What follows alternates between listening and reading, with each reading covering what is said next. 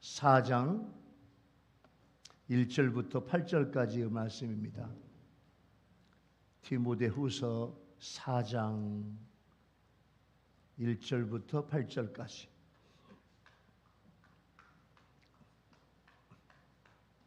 말씀을 봉독하겠습니다. 디모데후서 4장 1절부터 8절. 하나님 앞과 살아있는 자와 죽은 자를 심판하실 그리스도 예수 앞에서 그가 나타나실 것과 그의 나라를 두고 엄히 명하노니 너는 말씀을 전파하라. 때를 얻든지 못 얻든지 항상 힘쓰라.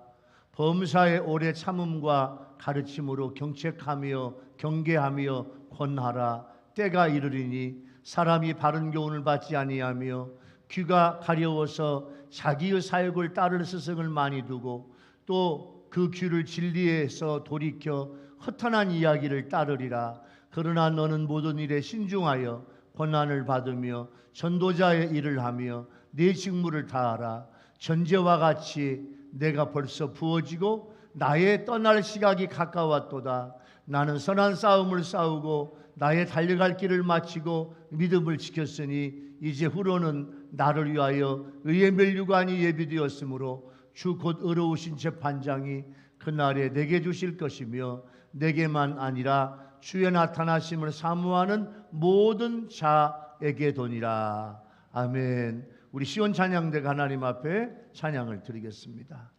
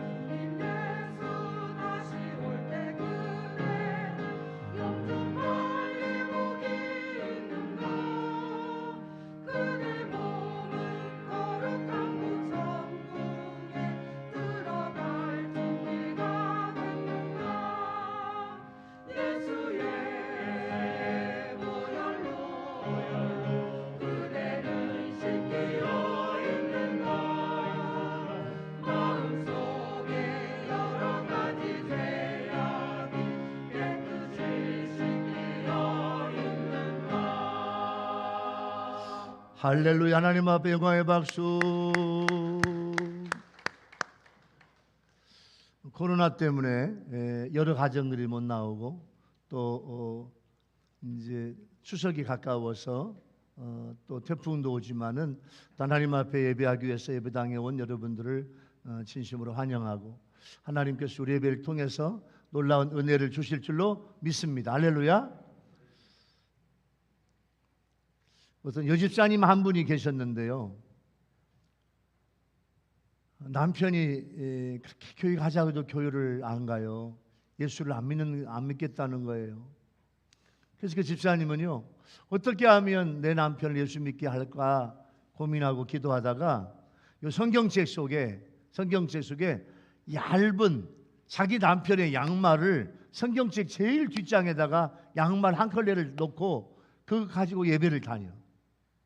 예배할 때마다 하나님 제 남편이 예수 안 믿는데 예배당 안 나오는데 예배당 나오게 하옵소서, 예수 믿게 하옵소서. 그래가지고 예배당에서 그냥 하나님 앞에 예배드리면서 내 남편이 하나님 이 양말 신고 예배당 나올 날이 속해 오게 하옵소서 기도하고 예배를 드리는 거예요.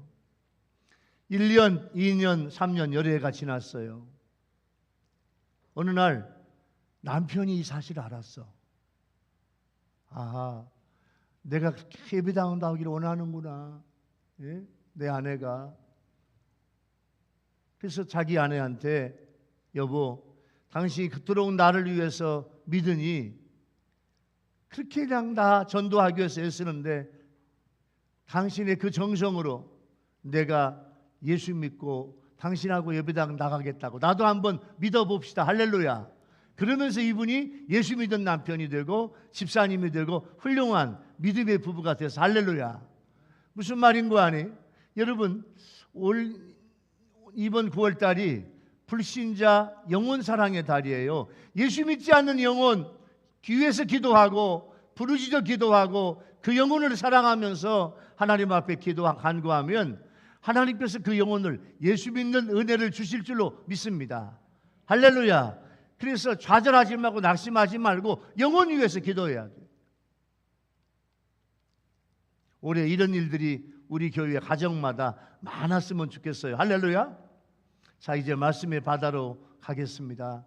사도 바울은 디모데야 어떤 상황이 와도 말씀 전파에 힘써라 명령하고 있어요.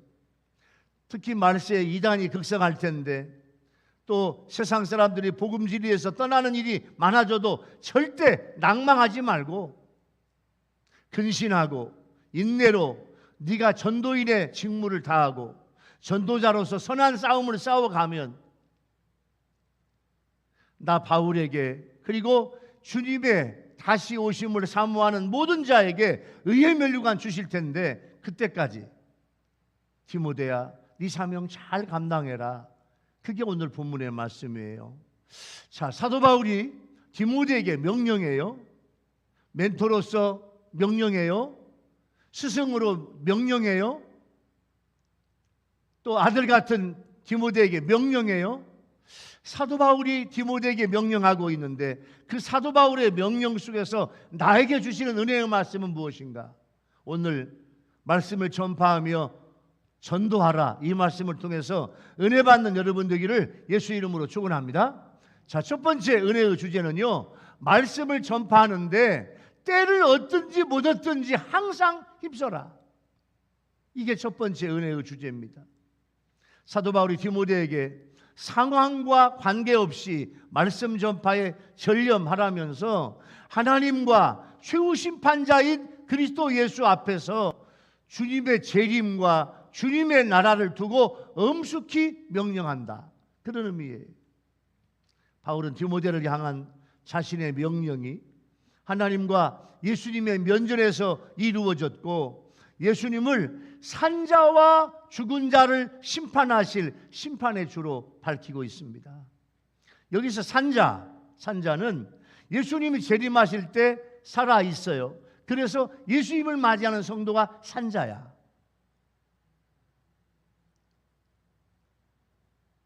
살아있는 자, 죽은 자는 예수님의 재림 이전에 죽었다가 예수님이 재림하실 때 함께 새로운 몸으로 부활한 자들이 바로 죽은 자입니다.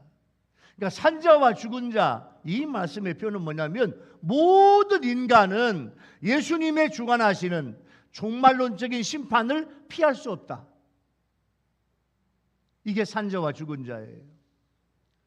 디모데를 향한 사도 바울의 엄숙한 명령을 지지해주는 원리가 있는데 이건 예수님의 종말론적인 심판이에요. 그리고 그의 나타나실 것과 그의 나라. 그의 나타나실 것은 무슨 말이에요? 재림이에요. 그의 나라는 예수님이 재림하심으로 인해서 완성될 하나님의 나라입니다. 이 재림과 하나님의 나라가 존재하는 것을 믿지 못하는 사람은 복음 사역에 있어서 회의와 불신을 갖게 되지만, 사도 바울은 미래의 소망이 확실함으로 디모데에게 확실하게 2절을 명령하고 있어요. 여러분, 우리 교회 성도들, 또 유튜브 성도들 여러분 모두는요, 우리 주님께서 나타나실 것과 주님이 재림하실 것과 영원한 하나님의 나라가 있는 것을 확실하게 믿는 여러분 되기를 예수 이름으로 축원합니다. 절대 이 세상으로 끝나지 않습니다. 그래서 바울이 디모데에게 너는 말씀을 전파하라. 때를 얻든지 못 얻든지 항상 힘쓰라. 여러분, 구원받은 성도는요, 어떤 상황에서도 말씀 전파를 게을리할 수 없는 유명한 말씀이에요. 그런데 2절 말씀에서 5가지 동사를 주시는데, 여러분 2절 보세요. 2절, 넌 말씀을 전파하라. 때를 얻든지 못 얻든지 항상 힘써라. 범사에 오래 참음과 가르침으로 경책하며 경계하며 권하라. 5가지의 동사가 나와요. 첫 번째, 전파하라. 선포하다, 이런 뜻이에요. 이건 대중 앞에서 말씀과 복음을 선포하는 행위예요. 그 당시에 초대교회는 황제 숭배를 강요받았기 때문에 여러분, 예수 믿지 않는 이교도들 앞에서, 불신자들 앞에서 복음을 선포하는 게 쉬운 일이 아니에요. 전파하라, 그 말은 선포하라.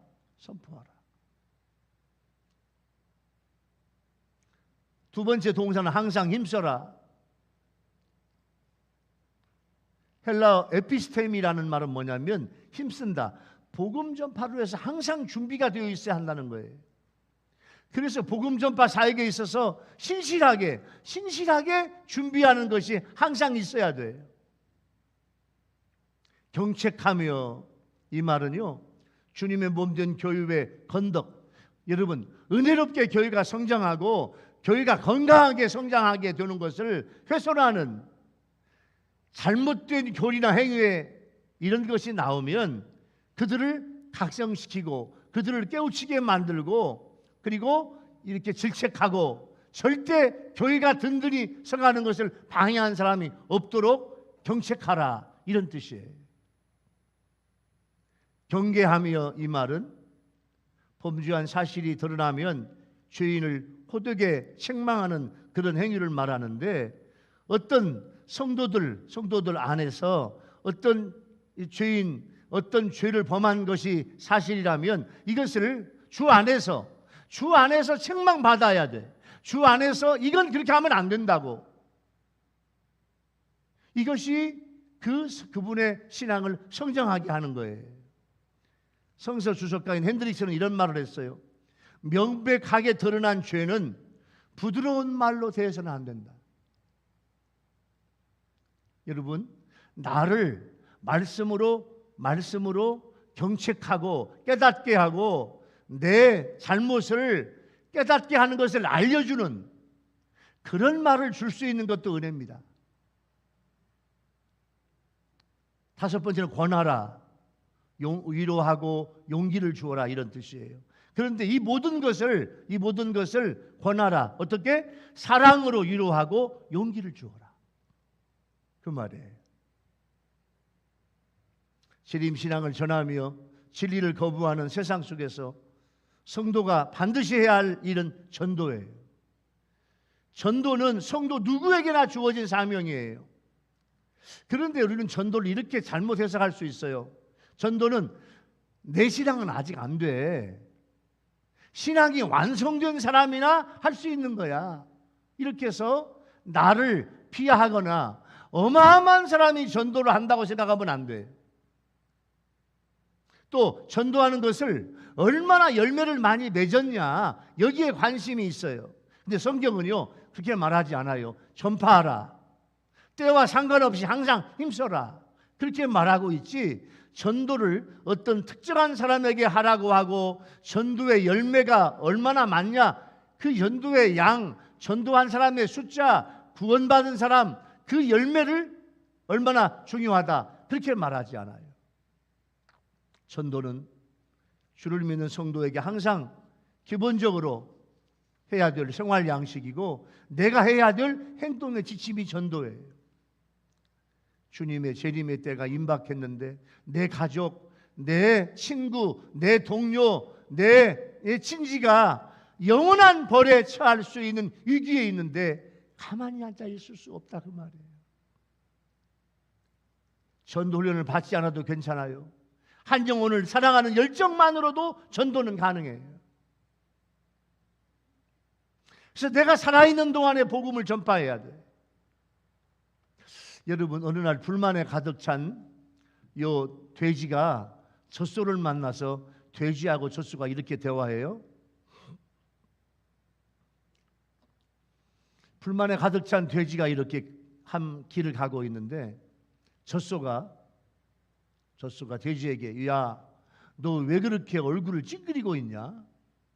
그러니까 요 돼지가 나는 죽어서 사람들에게 살코기도 주고 삼겹살, 오겹살도 주고 심지어 내 발까지도 족발로 맛있는 먹거리를 사람들에게 다 내주는데, 근데 사람들은 왜 나보다 젖소인 너를 좋아할까? 그러자 젖소가 빙그레 웃으면서 이렇게 대답해요. 이유가 있지. 너는 죽어서야 유익한 것을 제공하지만 나는 살아있는 동안에 우유를 내주거든. 선한 일을 해야 할 때 다음으로 미루지 마요. 복음 전파도 마찬가지예요. 우리는 죽어서 무언가를 통해 복음을 전할 수도 있지만 살아있을 때 복음을 전하는 건 더더욱 중요하다, 그거예요. 내가 살아있고 구원받은 것은 아직도 나에게, 우리 아멘 합시다, 복음을 전해야 될 사명이 있다, 그 말이에요. 이 두르에디라고 하는 학자는 이렇게 말했어요. 예수님께 한 영혼을 인도하는 것은 내가 이 세상을 살아가면서 얻을 수 있는 가장 귀한 것이다.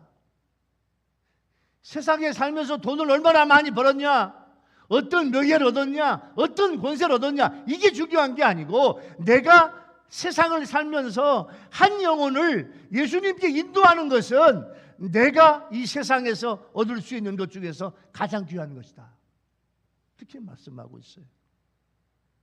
로마서 10장 14절에 보면 이런 말씀이 있어요. 로마서 10장 14절에 그런즉 그들이 믿지 아니하는 일을 어찌 부르리요, 듣지도 못한 일을 어찌 믿으리요, 전파하는 자가 없이 어찌 들으리요. 하나님을, 예수님을, 성령님을, 구원받은 기쁨을, 천국을 이야기해야 된다, 그 말이에요. 이 예수님을, 이 복음을 전하지 않는데 어찌 들으리요. 여러분, 전도는 성도인 우리에게 특별하게 해주시는 예수님의 존엄한 명령입니다. 충성으로 준행해야 됩니다. 자, 오늘 첫 번째 은혜의 주제를 여러분 적용해 볼까요? 첫 번째 은혜의 주제는요, 말씀을 전파하는데 때를 얻든지 못 얻든지 항상 힘써라.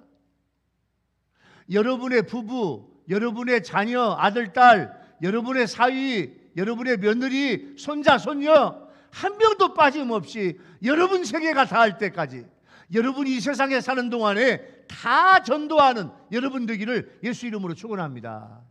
그런데요, 우리가 복음을, 구원의 말씀을 가족들에게, 친구에게, 친지들에게 전하지 않는다, 그거야. 요즘에는 복음을 전하지 않아요. 그 이유가 뭐냐면 첫 번째, 내가 내 자신이 구원의 기쁨이 없어요. 내 자신이 구원의 기쁨이 없기 때문에 구원에 대해서 말씀하지 않는 거예요. 천국과 지옥이 어떤 곳인지 몰라요. 예수님이 누구인지 몰라요. 구원의 확신도 없고 예수님의 사랑도 받아본 적이 없는 그런 신자들이 많다는 거예요, 현대교회에. 여러분, 그러나 나는 예수 믿고 구원받아 영원한 하나님의 나라에 가고 이 세상은 곧 얼마 있지 않으면 주님이 오실 때 다 불탈 텐데 나는 그 복음을 듣고 구원받아 천국 가게 되고 나는 구원의 기쁨이 있고 예수님이 나의 구주고 예수님께서 나의 구주 주시기 때문에 하나님의 나라 천국 하늘나라 예비한 그곳으로 간다는 그 기쁨으로 날마다 살아가야 될 줄로 믿습니다. 그 비밀을 모르는 사람들에게 전도해야 돼. 그래서 오늘 본문에 사도 바울이 디모데에게 디모데야 말씀을 전파하는데 때를 얻든지 못 얻든지 항상 힘써라, 이렇게 말씀하고 있는 거예요. 자, 두 번째 은혜의 주제는요, 고난을 받으며 전도자의 일을 하며 나의 직무를 다하라고 말씀을 하십니다. 여러분, 디모데는 두 번째 은혜의 주제에서 사도 바울이 명령한 5가지를 수행해야 하는 이유는 때가 이르렀다. 어떤 때? 사람들이 바른 교훈을 받지 아니에요.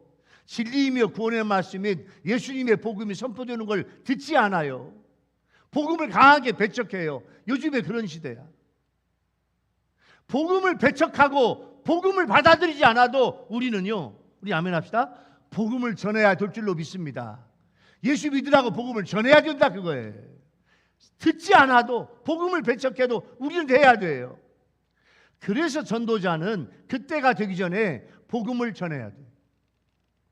여러분, 완전히 딱딱하게 굳어버린 땅에 씨앗을 뿌린들 무슨 열매가 맺히겠어요? 시간이 더 가면 갈수록 더 딱딱해져. 여러분의 가족 중에 예수 믿지 않는 가족들이 있다면 더 딱딱해져. 마음이요, 심령이 더 딱딱해져요. 더 딱딱하기 전에 복음을 전하잖아.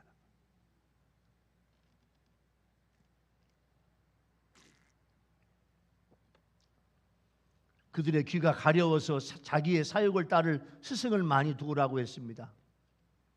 귀가 가렵다는 말은 진리와 참 교훈을 도외시한 사람들이 자신들의 헛된 망상을 만족시키기 위해서 자신들의 귀를 즐겁게 해주는 것만 좋아하게 되는 것을 우화적으로 표현한 말이 오늘 본문이에요. 결국 에레미야 시대의 이스라엘 백성들처럼 자신의 사역과 본성의 충족을 갈망하면서 거짓 스승을 많이 두게 됐어요.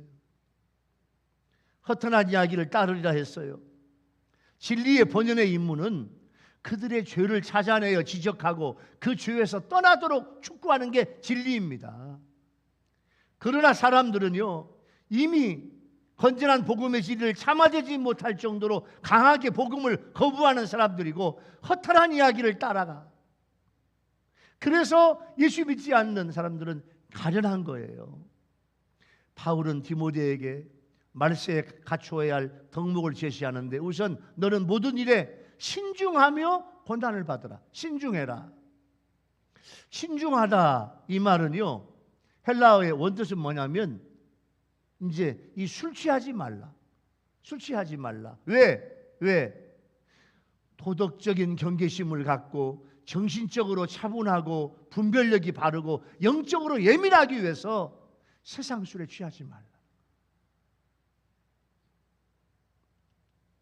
이게 신중하다 그 말이에요. 자, 여러분 하나하나가요. 여러분 요즘에 보세요. 여러분 자신이 영적으로 얼마나 예민합니까? 영적으로 무뎌지면 안 돼요. 영적으로 예민해야 돼. 영적으로 예민하면 예민할수록 더 큰 은혜를 받게 될 줄로 믿습니다. 그런데 영적으로 예민하지 무뎌져 버려. 이 사람은 은혜가 들어가지도 않아요. 신중하다, 그 말은 영적인 예민함이 있어야 된다, 그 말이에요. 고난을 받으며 교회 사역을 감당하면서 힘들고 어려운 일을 잘 견뎌내는 거예요. 여러분, 신앙생활 그렇게 쉬운 게 아닙니다. 영적 생활 쉬운 게 아니에요. 신앙생활, 영적 생활 하다 보면 고난이 와고 어려움도 와요. 이 고난과 어려움을 잘 견뎌내라, 그 말씀이에요. 전도자의 일을 하며 직무를 다하라. 전도자, 복음을 전파하는 기능이에요. 여러분, 직무를 다하라. 이건 교회를 위해서 내가 하는 모든 사역이 다 나의 직무예요. 그 사도 바울은 디모데에게, 디모데야, 너의 미니스트리, 너의 목회 사역을 잘 감당해라.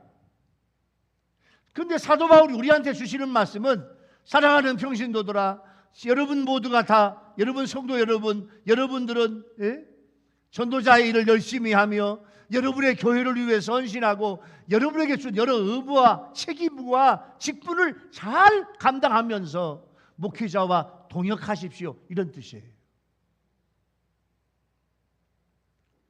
여러분, 오늘날 세상은 바른 교훈이 무엇인지 별 관심이 없습니다. 이제 정말 주님 오실 날이 멀지 않은 것 같아. 세상 모든 사람들이요, 성경적인 기준을 고리타분하게 생각해요. 그런데 성경적인 기준은, 우리 아멘 합시다, 주님이 오실 때까지 변하지 않습니다. 아멘. 하나님의 말씀은요, 주님이 오실 때까지 변하지 않는 거예요. 그런데 세상 사람들은 이것을 고리타분한 사고방식으로 생각하고 성경을 배척해요. 세상 사람들은 자신들의 귀를 진리에서 돌이켜 허탄한 이야기에 집중하고, 허탄한 이야기, 그것이 마치 진리인 양 생각하고 있어요. 더욱이 우리를 안타깝게 하는 건 뭐냐면, 여러분, 구원의 유일한 방편은 예수 그리스도의, 할렐루야. 근데 구원의 방편, 유일한 방편인 예수 그리스도를 부정해요. 세상은 예수 그리스도에 대한 믿음만이 아닌 다른 것에도 구원이 있다고 생각을 하거나, 예수 그리스도 외에도 다른 구원의 길이 있다고 이야기하는 게 세상이에요. 그런가 하면 사이비 이단들은 우후죽순처럼 막 일어나고, 사이비 이단들은 그냥 막 몰려가고, 이슬람도 더 빠르게 일어나고 있어요. 이런 상황에서 성경은 우리에게 어떤 말씀을 주고 있습니까? 오늘 본문의 5절이에요. 그러나입니다. 우리에게 너는 모든 일에 신중하여 고난을 받으며 전도자의 일을 하며 내 직무를 다하라 말씀하십니다. 그러나는 어두운 현실 속에서 성도가 가져야 될 결단을 촉구하고 있는 강한 권면이에요. 그래서 우리의 삶이 세상과 달라야 돼. 오늘 본문의 3절, 4절, 5절에서 3절, 4절은 현실의 세상과 삶이에요. 그런데 5절은 우리가 어떻게 살아야 할지를 주시는 말씀이에요. 그러나라는 삶의 결단과 선택을 하지 않는다면 우리는 결코 하나님이 원하시는 삶을 살지 못합니다. 진리를 거부하는 달콤한 세상의 유혹 속에서 우리는 그런 날을 내 몸으로 외칠 수 있어야 돼요. 그로 인해서 고난이 올 수도 있어요. 다수를 따르지 않음으로 인해서 생기는 불이익도 있을 거예요. 그러나 해야 합니다. 어느 시골의 한 자매가 몹시도 힘들게 생활을 하고 있어요. 신앙생활을 하며 믿음으로 이어가고 있었지만 너무너무 힘들어요. 이 자매가 예수님, 주님 너무너무 힘들어요. 주님 너무너무 힘들어요. 이렇게 말할 정도예요. 어느 날 꿈을 꾸는데 이 자매가 큰 십자가를 질질 끌고 가고 있는 거예요. 그때 예수님을 만나 예수님께, 예수님 너무너무 힘들어요. 예수님은 목 주시잖아요. 예수님 이 십자가 좀 잘라주세요. 주님은 빙기대 웃으시면서 잘라주셨어요. 이 자매는 꿈속에서 3번이나 자기의 십자가를 잘라달라고 예수님께 요청을 해요. 자, 내가 짊어지고 가는 십자가를 예수님이 잘라주니까 그 크고 긴 십자가가, 질질 끌고 가는 십자가가 작아지니까 짊어지고 가기가 훨씬 쉬워.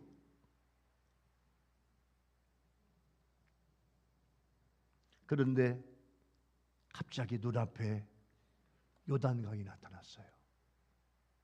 사람들을 보니까요, 다 자기 십자가를 짊어지고 오던 사람들이 커다란 십자가를 짊어지고 오더니 강둑에다가 이쪽 요단강 강둑과 저쪽 강둑에 십자가를 딱 내려놓으면서 그 십자가를 다리 삼아 하늘나라로 다 들어가는 거야.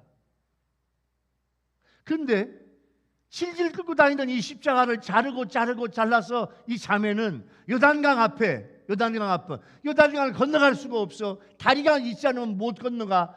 그 조그만한 십자가를 놓으니까 다리가 없어. 이 자매가 강가에 털썩 주저앉아 엉엉 울면서 예수님을 찾았지만 아무 소용이 없어. 그때 이 자매가 잠에서 꿈에서 깨어납니다. 주님의 음성이 들려와요. 누구든지 나를 쫓아오려거든 자기를 부인하고 자기 십자가를 지고 딸을 지니라. 그 자매가 예수님이 귀에 말씀하니까 아멘 아멘 소리쳤어요. 그리스도의 삶 속에 고난은 필수적입니까? 불행히도 그 답은 예입니다. 여러분 무슨 말인고 하니 신앙생활을 하면서 내 삶 속에 믿음 생활을 하면서 고난이 없을 수가 없다니까요. 예수님 몸소 그 본을 보여주셨어요. 신앙생활 고난이에요. 하나님의 나라 천국 가는 게 그렇게 쉬운 것이 아니에요. 고난이 힘들어 십자가를 잘라달라고 했던 자매의 모습이 남의 일이 아니에요. 마태복음 16장 24절에 보면 예수님께서 이렇게 말씀해요. 이에 예수께서 제자들에게 이르시되 누구든지 나를 따라오려거든 자기를 부인하고 자기 십자가를 지고 나를 따를 것이니라. 여러분의 십자가가 있어요. 여러분의 십자가 그 짊어지고 가야 돼요. 여러분 이 두 번째 여러분 은혜의 주제를 적용해 볼까요? 여러분이 신앙생활을 하면서 오는 고난은 무엇입니까? 신앙생활을 하면서 힘들고 어려운 일은 무엇입니까? 어떤 분은요 신앙생활을 하면서 아무런 고난도 없어. 힘들고 어려움도 없어. 예배 드리려면 예배 드리고 안 드리려면 안 드리고 무슨 일을 그냥 하고 싶으면 하고 안 하고 싶으면 안 하고 헌금도 하고 싶으면 하고 안 하고 싶으면 안 하고 자기 마음이야 자기 마음. 주님하고 아무 상관이 없어요. 기도를 하나 무슨 헌신을 하나 무슨 주님이 기뻐하실 일을 하나 신앙생활하는데 아무런 어려움이 없어. 고난도 없고 아무런 부담도 없어요. 이게 주님이 오실 때 이게 전도자입니까? 성도입니까? 아닙니다. 신앙생활은 그렇게 하는 게 아니에요. 신앙생활 예배를 드리고 주님의 일을 하고 전도를 하고 자기 사명을 감당하고 여러분 쉬운 일이 아니에요. 고난이에요. 그러나 이 고난을 감당하면 이 책임을 감당하면 주님께서 나에게 놀라운 은혜를 주실 줄로 믿습니다. 뿌리지 않으니까 거둘 게 없는 거예요. 뿌려야지. 주님의 일을 해야지요. 땀나면서 해야지요. 예배하고 기도하고 전도하고 감사하고 봉사하고 일을 해야 거둘 게 있다 그 말이에요. 지금 나는 나의 직무를 잘하고 있는가? 하나님께 칭찬받는 성도가 되는가? 여러분 내가 무엇을 해야 하나님께 칭찬받을 수 있겠습니까? 주님 원하시는 일. 오늘 사도 바울이 디모데에게 디모데야 복음을 전파하며 전도해라. 이게 너의 사명이다 말씀해 주는데 여러분 하나님 앞에 칭찬받는 여러분 모두가 되기를 예수 이름으로 축원합니다. 세 번째 은혜의 주제는요. 주의 나타나심을 사모하는 모든 자에게 의의 면류관을 주리라 주님께서 말씀하고 있어요. 세 번째 은혜의 주제 6절, 7절, 8절 말씀은 죽음을 예견한 사도 바울의 유언적인 신앙 고백과 승리의 선언이에요. 6절에서 사도 바울은 자신의 죽음을 단순히 죽는다 이렇게 말하지 않고 전제와 같이 부어진다 이런 말을 해요. 전제가 뭐냐?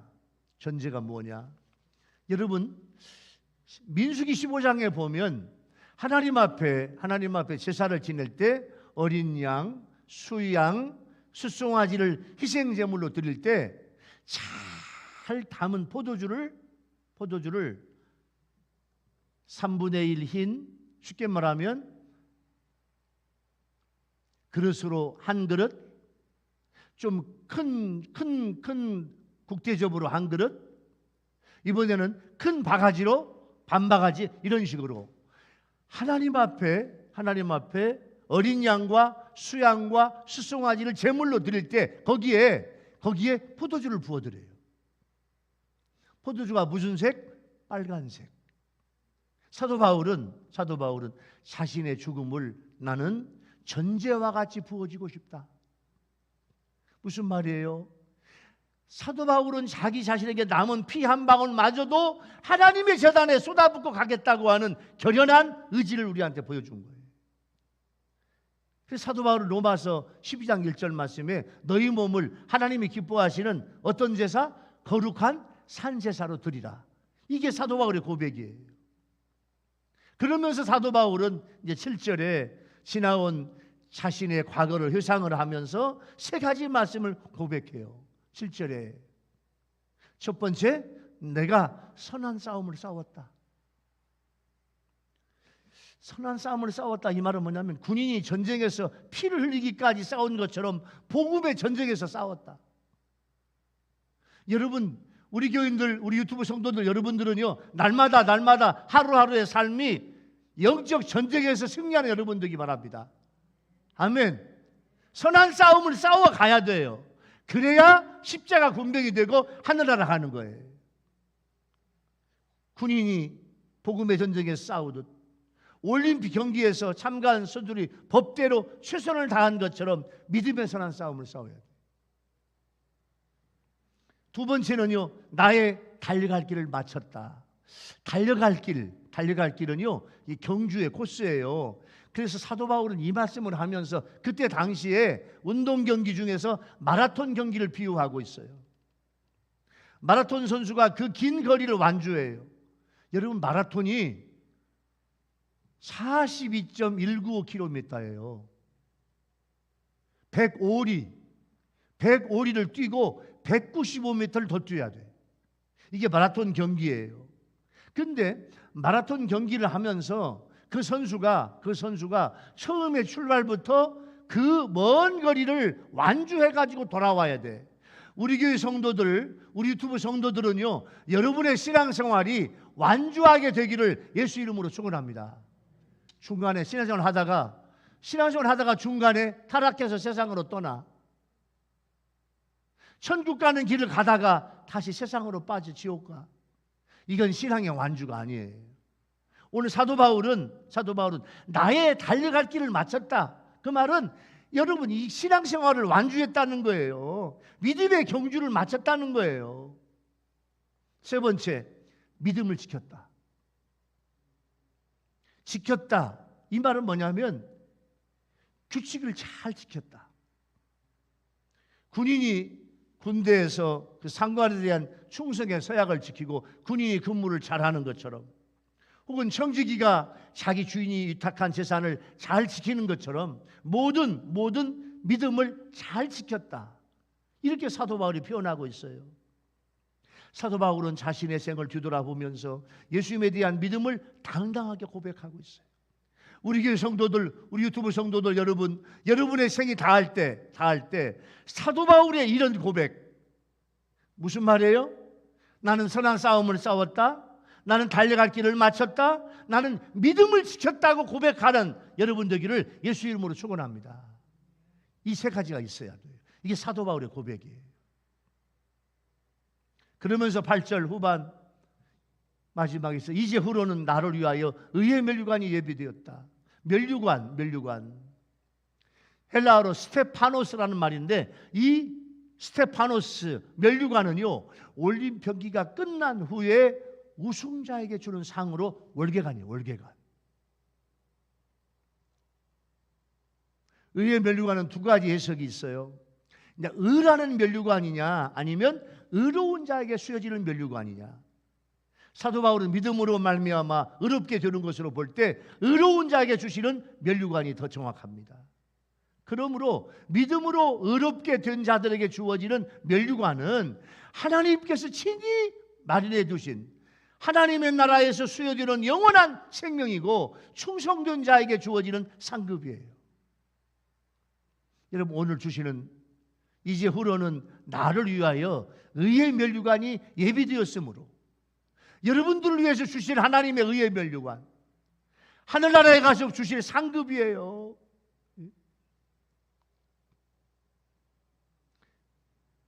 그러므로 믿음으로 의롭게 된 자들에게 주어질 의의 면류관은 하나님이 친히 마련해 주신 그런 상급이에요. 의로우신 재판장이신 그리스도 예수님은 그날 그리스도 예수께서 다시 나타나시는 재림의 날에 바울과 같이 주님의 재림을 사모하는 모든 성도에게 의의 면류관을 주실 것이라고 말씀하고 있어요. 바울은 이렇게 죽음을 고통스럽고 두려운 것으로 생각하지 않았어요. 오히려 의의 면류관을 받는 날, 상급의 날로 생각을 했어요. 영원한 상급에 대한 확신과 소망이 죽음 앞에 서 있는 바울에게 용기와 희망을 준 거예요. 하나님의 인정과 상급은 반드시 있어요. 사도 바울은 주의 나타나심을 사모하는 모든 자에게라고 말씀하고 있는 거예요. 그리스도에 대한 믿음을 지키는 자는 누구에게든지 하나님께서 의의 면류관을 상급으로 주실 줄로 믿습니다. 그러나 자신의 욕구에 따라 사는 세상 사람들은 진리이신 예수 그리스도를 따라 사는 것이 무슨 유익이 있냐고 떠들어댑니다. 뿐만 아니라 예수 믿는 성도들이 조금만 어려움이 오고 고난이 오면 저것 보라고 예수 믿는 사람도 저렇게 고난당하지 않냐고 신랄한 조롱을 해요. 그러나 성경은 분명히 말씀해요. 반드시 의의 면류관을 주신다고 말씀하고 있어요. 여러분, 이 면류관의 보상은 세상의 모든 부와 세상의 명예와 세상의 쾌락을 합친 것보다 비교할 수 없는 가치가 바로 의의 면류관입니다. 그래서 재림을 아는 지식이 중요해요. 예수님이 다시 오실 때 여러분, 돈, 명예, 권세, 세상의 모든 것은 우리를 구원할 수 없습니다. 그러나 그리스도께서 어느 때라도 오신다는 사실을 아는 사람은 주님이 기뻐하실 일을 하는 거예요.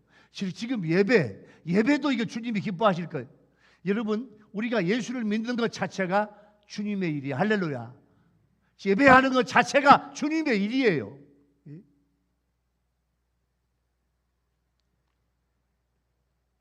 무디 목사님은 시카고 중앙교회를 목회했던 무디 목사님이거든요. 지금부터 100몇십 년 전에 시카고 중앙교회에서 10,000명을 목회했던 무디 목사님에게 물어보아요. 어떻게 그렇게 능력의 비밀로 목회하시냐고. 그때 무디 목사님이 이렇게 말씀해요. 나는 수년 동안 설교할 때마다 이 설교가 끝나기 전에 우리 주님이 오실 수도 있다, 그런 마음 가지고 설교한다, 그거예요. 내 설교가 마치기 전에 혹시 주님이 오실란가, 이런 마음. 영국의 성경 주석가인 캠벨 모르가는 이렇게 말했어요. 나는 매일 밤 내일이 마지막 날일지도 모른다는 생각을 하면서 잠에 든다.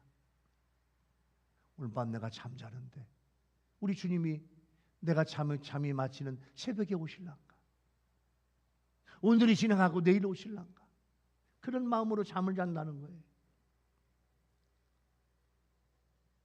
전도자인 토레이 목사님은 재림의 진리는 성경의 진리 중에서 가장 중요한 것이다, 이렇게 말씀해요. 중국에 들어갔던 허드슨 테일러 선교사님은 주님의 재림은 나의 사역의 가장 큰 원동력이 되었다. 여러분, 주님의 재림, 주님의 다시 오심, 오늘 본문에 사도 바울이 이제 흐르는 나를 위하여 의의 면류관이 예배되었는데 의로우신 재판장이 그날에 내게 주실 거예요. 그날, 주님이 오시는 날, 주님이 오시는 날. 그날을 바라보면서 우리는 최선을 다해야 합니다. 그래서 한 영혼 한 영혼에게 전도하려고 하고, 여러분 가족 중에 아직도 불신자가 있다면 그 영혼을 위해서 기도하고 눈물 뿌리며 전도하는 것은 그 영혼을 사랑하는 것이고, 그게 우리가 해야 될 주님의 우리한테 주신 책임이라 그 말이에요. 야고보서 1장 12절 말씀을 볼까요? 야고보서 1장 12절, 시험을 참는 자는 복이 있나니. 예수 믿으면서 시험이 온다니까요. 고난이 온다니까요. 환난도 온다니까요. 그 시험을 참는 자는 복이 있나니, 이는 시련을 견디어낸 자가 주께서 자기를 사랑하는 자들에게 약속하신 생명의 면류관을 얻을 것이기 때문이라. 오늘 세 번째 은혜의 주일 여러분 적용해 보겠습니다. 세 번째 은혜의 주제, 여러분 주님의 나타나시는 얼마나 사모합니까? 주님의 재림은 얼마나 기다리고 있습니까? 주님의 나타나심을 사모하는 모든 자에게 의의 면류관 주신다고 그랬어요. 여러분은 말씀을 전파하며 주님의 재림을 사모하고 있습니까? 하나님의 말씀을 사모하는 모든 자에게 의의 면류관 주신다고 하였습니다. 내 생명이 마칠 때 여러분 어떤 고백하시겠어요? 사도 바울처럼 아까 그런 믿음의 고백하실 수가 있겠어요? 사도 바울의 고백, 특별히 여러분 7절에 나는 선한 싸움을 싸우고 달려갈 길을 마치고 믿음을 지켰다. 세 가지. 선한 싸움을 싸웠다, 달려갈 길을 마쳤다, 믿음을 지켰다. 이 세 가지가 사도 바울의 고백이에요. 언제라도 내 인생의 마지막이 온다면 사도 바울의 고백이 우리의 고백이 되고, 사도 바울의 간증이 우리의 간증이 되어야 하겠습니다. 사랑하는 의일교회 성도 여러분, 또 유튜브로 함께 예배를 드린 여러분, 말씀을 전파하며 전도하라, 사도 바울이 우리에게 주시는 말씀인데, 디모데에게 쓴 마지막 편지에서 말씀을 전파하며 전도하라 하였습니다.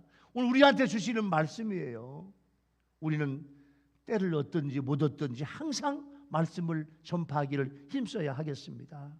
우리는 세상에서 고난도 받으며 그 고난을 즐거워하고 전도자의 일을 하고 나에게 맡겨주신 직무를 다 해야 하겠습니다.